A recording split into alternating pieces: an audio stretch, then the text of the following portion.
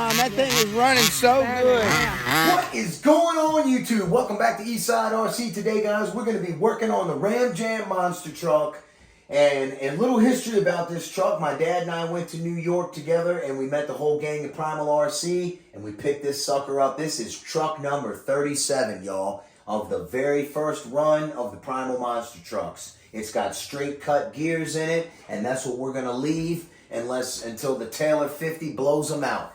All right, so we are going to have a lot of fun with this thing. Today, we are going to take the shocks, the new shocks, and I'm going to show you guys what to do to get the shocks working ultra buttery smooth. Because the new shocks that come on the new monster trucks, if you jump them and land the truck hard, they tend to hydro lock, and they don't want to come back up. And they don't really work as smooth as they could. So I'm going to show you guys how to get them working buttery smooth. Because you guys know that's what I'm all about, right? Clean and neat, tight and right. Let's get everything buttery smooth. All right, so, woo! I'm excited, son. I'm excited. We're going to send this sucker. I can't wait. All right, so let's get over to the wrench table, take the shocks apart, and I'm going to show you guys my painstaking affair that I've had with these shocks getting the pistons off. All right, these two may be good. Watch, I won't have any problems with these because I'm making a video for them, but I tell you, I have had some issues with these things. So let's get right in. All right, y'all, a brief overview of what I'm going to be doing here.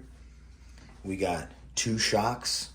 We're going to be taking this shock apart and just simply removing the piston and drilling it out. And we're going to fit a piggyback reservoir on it, all right? And then bleed it, and that shock will be done. Now, this shock here, we're going to take it all apart, and we're going to use that tube, and we're going to convert this shock into a dampener. Okay, so there's going to be a bit of changing with that. And here is a shock shaft. You're going to need a shock shaft in order to make a dampener. This is the Gravedigger short shock shaft. Now, I would like to note, I do not like how the piston mounts, okay? The piston mounts, it is screwed in like this. Normally, this is a stud. You put the piston on, you tighten it down with a lock nut. Easy peasy, right? Okay, this here, this is okay, but it's okay if you use a cap head. They used a button head, and they super glued it in the shaft. So that becomes a nightmare. All right, so you can either drill it out and re-tap it and have a nightmare, or you can just chuck the shaft and get a new one because they're cheap enough. All right, so in this case, we're not gonna need this shaft in this one. We can save it as a spare part if the screw comes out. I've had two of these shocks work correctly, and the rest, an absolute mother. The finished product will look just like this right here. And look how smooth this works. See? Nice and smooth. The finished shock will look like this.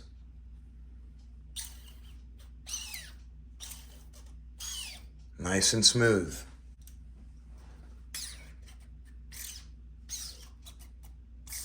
Not very smooth. For topping off the shocks, I recommend you order a big old giant bottle of this shock oil.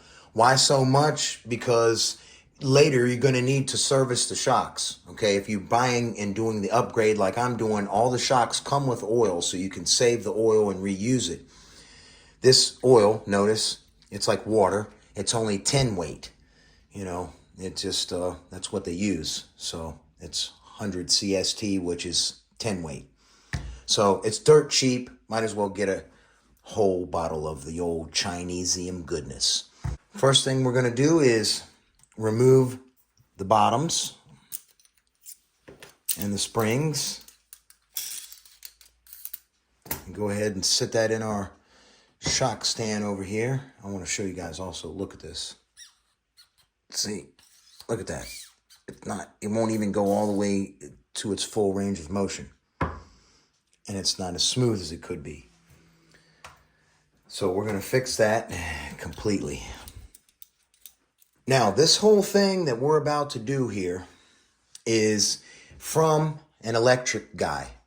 And he shared this trick with Gary, and Gary shared this with me. And since there's no video on it, and I love making wrench videos to help people, I'm going to share with you guys what this guy, Chris, I can't remember his channel name. I'm sure Gary will leave it in the comments because he never misses any of my videos. He's a faithful brother and a dear friend. So this design this fix is his fix, not mine, okay? I'm just showing you guys how to do it. Do not at any time move this piston when there is oil in here, or you will have a 3 to 4 foot geyser of this oil going everywhere, okay? Do not do it. First thing we're gonna do is when you guys take this cap loose, you need to check the seals because sometimes the seals are upside down. You can pretty much look in there and see if the umbrella seal is right. And see how it's beveled down? And it is, okay? So that's a good thing. But I like to loosen it anyways, put grease on the seal, and also check the innards to make sure they're in the right direction. And you can just simply do that with this tool right here. You can push this all the way down, or you can just drill one out and fit it over like that, okay? So first thing we're gonna do is take the top off. So remember, pull your shaft all the way down. Make sure it's all the way down.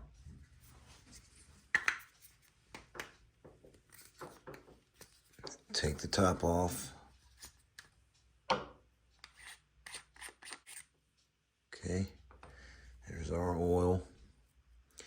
Now, what I like to do is have a little container over here to dump this in.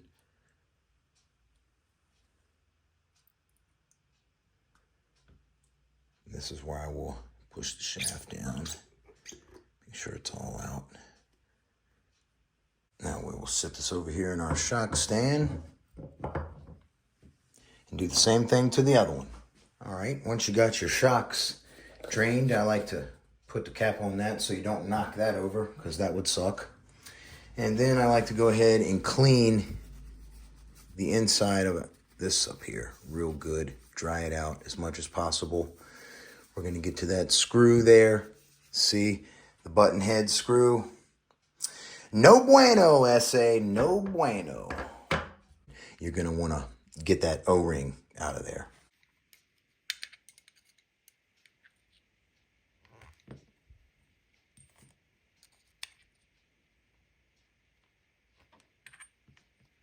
All right, guys, the painstaking part. Will it come loose or will I have to drill it out? Let's see what we got.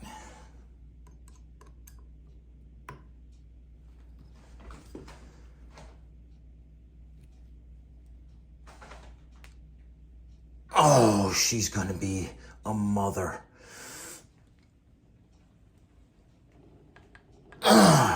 They glued that one in there good, y'all.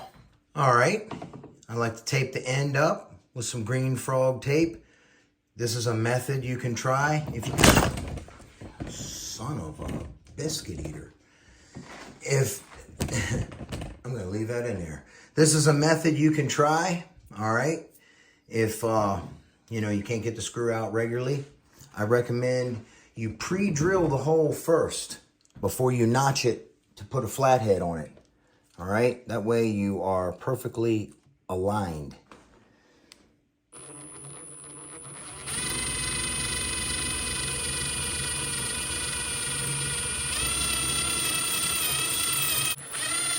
That should be good enough. You don't want to go too deep. Snap the head off. All right, which we want to snap the head off anyways, but we're going to try this method because I've gotten it out by notching it and putting a flathead in there. See how I got her notched for a screwdriver? Let's try it and watch it not work.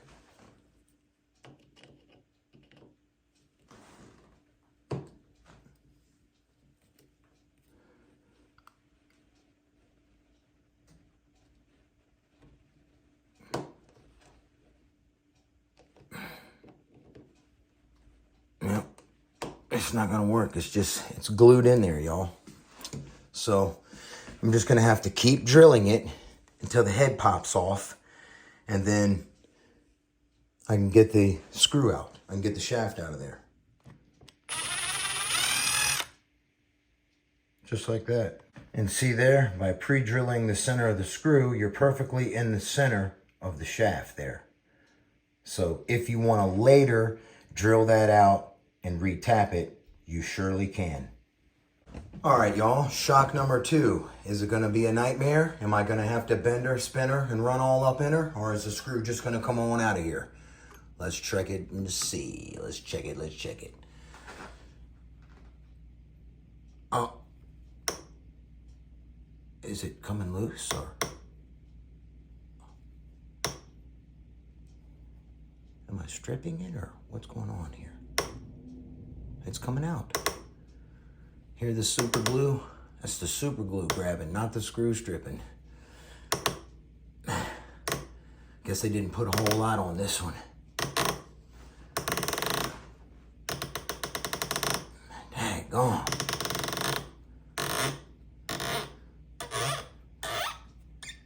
All right, I got one out. Number 3, that was actually easy. Okay, now I want to share something with you guys. You got to remember something when working with Chinese products. The only consistent thing about Chinese products is their inconsistencies. Got it?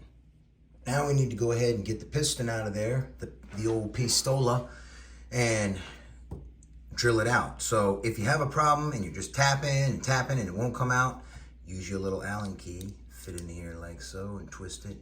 Give her a little pull there, a little pull here.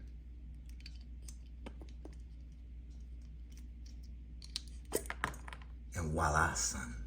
That easy. Now I'm gonna go wash this up with soap and clean this up because we can't be having a mess. All right, y'all, once you got your pistons out, you need to check and see if the holes are 3/32, and you're gonna drill 2 of them 9/64, okay? Here and here.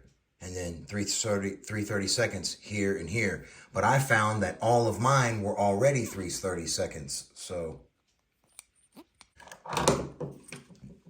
nothing fancy needed.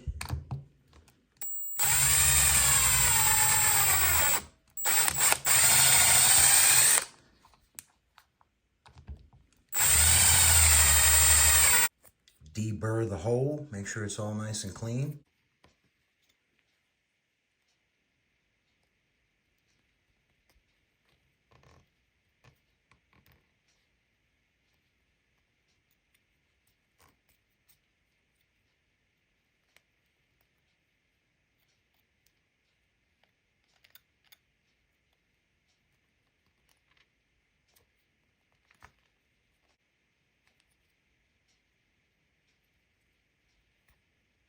First one we're going to do is the damper tube, so we can go ahead and take this loose.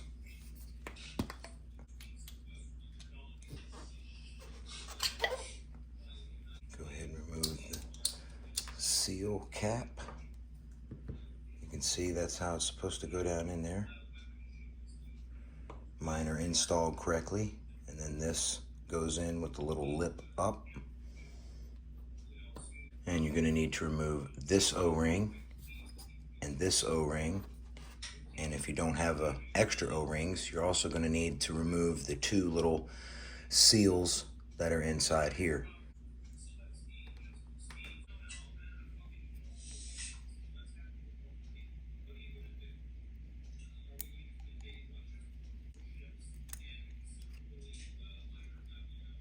Slick.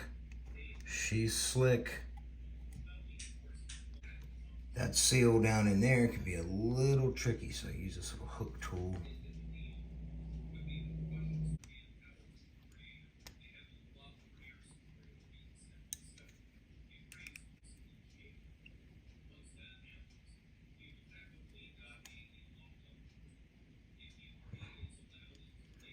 Once you get it like that, then you can just bring it on out here like this. Gently. Well, now that I don't need them, I found my pull tools. See, always find stuff when you're not looking for it. Now for this step, we obviously need to get those seals on this. This inner seal, which goes in just like this, okay, it goes down in that little race that we just picked out. How I like to get that in here is stop that hole down in there with the end of my screwdriver. Stick it down in here like this. That way it won't allow the O-ring to go past it, see, like a plug. All right, I really want to show you guys how I get this in there. Take this right here, pick this edge, pick it up and move it at an angle, and it will be, now it's over into the race there. And then just take your little push tool and go around like this.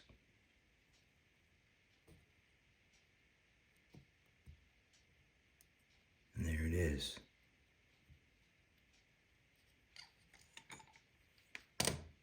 She's seated in there like swimwear. And the other one, just pop it in the top.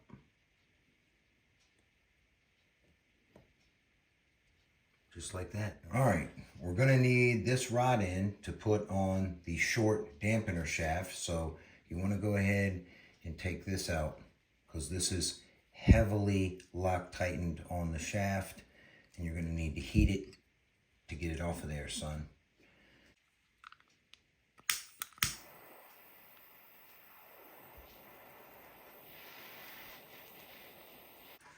Once you got it good and hot to where you can't hardly touch it, it should be ready.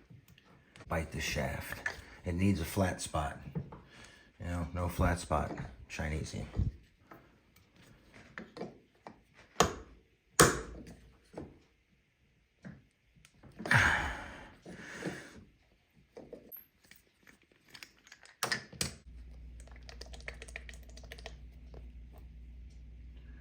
We use an ample amount.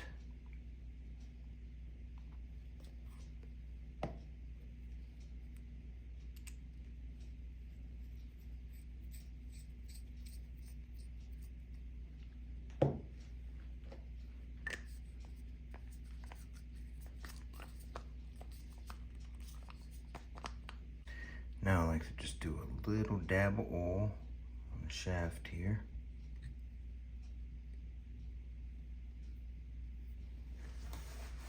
Put your cap on.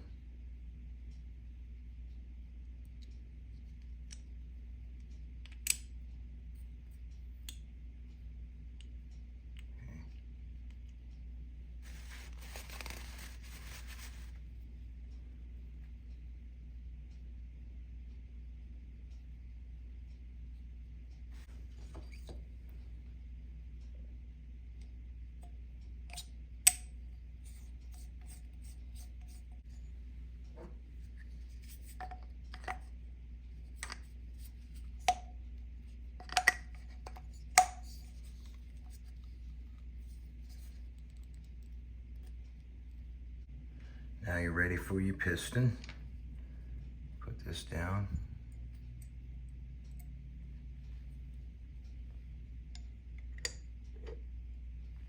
Okay.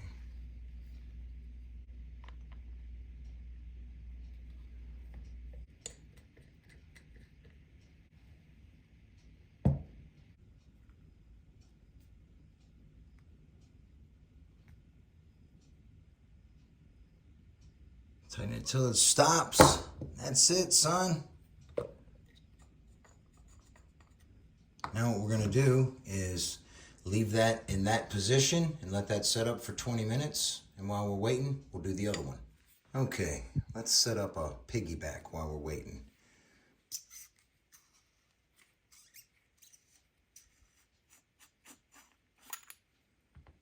Go ahead and get your last seal. Fit that up in here. And this one, I like to put some grease, my TMR grease, around the edge there. Then what I like to do is go ahead and take this thing apart. Make sure it's put together right. There's a little cup in there. push that down. It should be on a spring. Yep. Put your finger in here, then push the plunger down. That's how you can see it. And just put it back together. Tighten it up good. And then what you want to do is take your 4mm screw and tighten this down flush. Just like that. Okay. And once you've done that, push the piston down in there. Can't really see it, it's black. Push that down in there. Make sure it'll stay down in there a little bit as far as it will go. All right, I got the plunger to stay down in there. I tightened the screw all the way down and push down on it, and then loosen the screw, flush again, and then push down on it, and it stayed. So that's where you want it, so you can get all the fluid you can get in there. And then I just take my little plunger and fill this sucker up.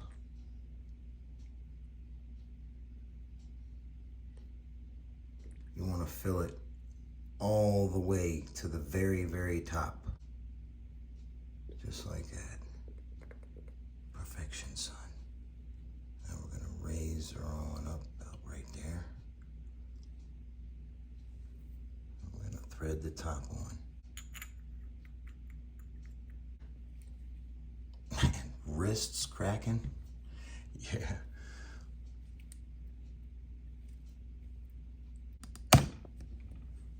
Now we can just sit her down in my stand. All right, time to fill these bad boys. Pull that all the way down, and remember, do not pump it. You don't need to get the air out of this stuff. It's so like water, it's good to go.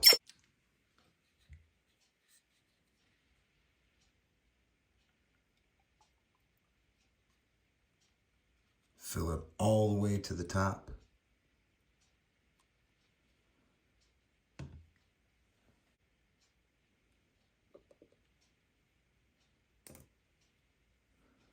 Then grab you a resi.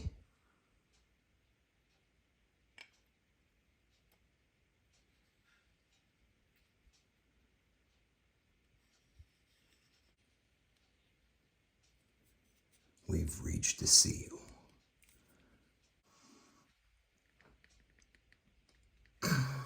All right, there we go. One done. Okay, the final step, the bleed process. We got a bleeder. I like to take my little paper towel, put it up here like this to catch the fluid.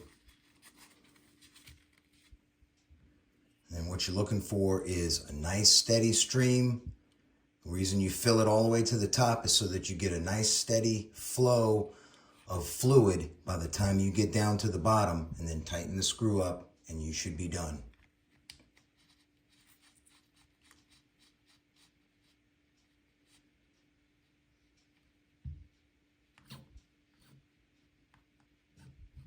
Steadily coming out. Steadily coming out. Start tightening your screw as you get close to the bottom. Fully seated. Still coming out good. All right, we're done ski. Tighten her up good.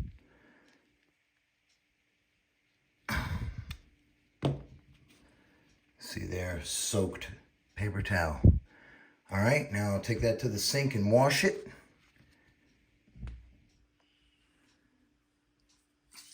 Oh yeah, look at that. Buttery smooth.